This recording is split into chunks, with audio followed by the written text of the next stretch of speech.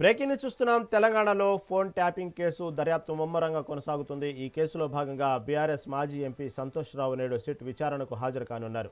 నిన్ననే ఆయనకు సిఆర్పిఎస్ 160 కింద అధికారులు నోటీసులు జారీ చేశారు.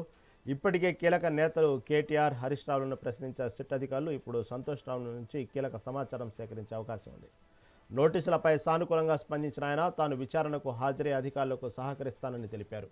ఈ విచారణతో కేసులో మరిన్ని కొత్త విషయాలు వెలుగొచ్చే అవకాశం ఉంది. దీని గురించి మరింత సమాచారం నల్గొండ నుంచి మా ప్రతినిధి వెంకటరెడ్డి అందిస్తారు. వెంకటరెడ్డి, సిట్ విచారణ సజ్జనార్ నేతృత్వంలో సిట్ విచారణ చాలా స్పీడ్గా దూసుకుని వెళ్ళిపోతోంది ఎప్పటికప్పుడు.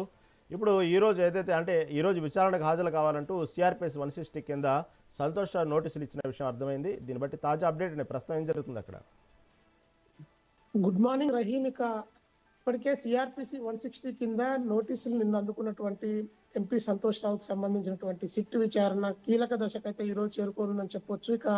ఫోన్ ట్యాపింగ్ కేసులో ఈ రోజు సిట్ ముందుకు బీఆర్ఎస్ మాజీ ఎంపీ సంతోష్ రావు హాజరు కానున్న నేపథ్యంలోనే రాజకీయ వర్గాల్లో తీవ్ర ఉత్కంఠ అయితే కొనసాగుతుంది.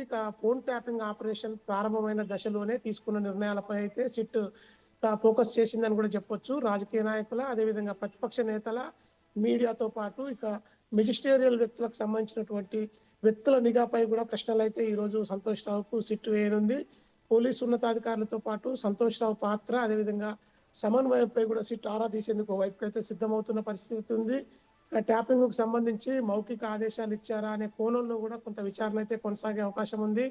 టెక్నికల్ ఇన్పుట్స్ తో పాటు ఇంటెలిజెన్స్ యూనిట్ పై కూడా సిట్ సంతోష్ రావుని ఈ రోజు ప్రశ్నించే అవకాశం అయితే ఉన్నట్టుగా సమాచారం అయితే వస్తుంది.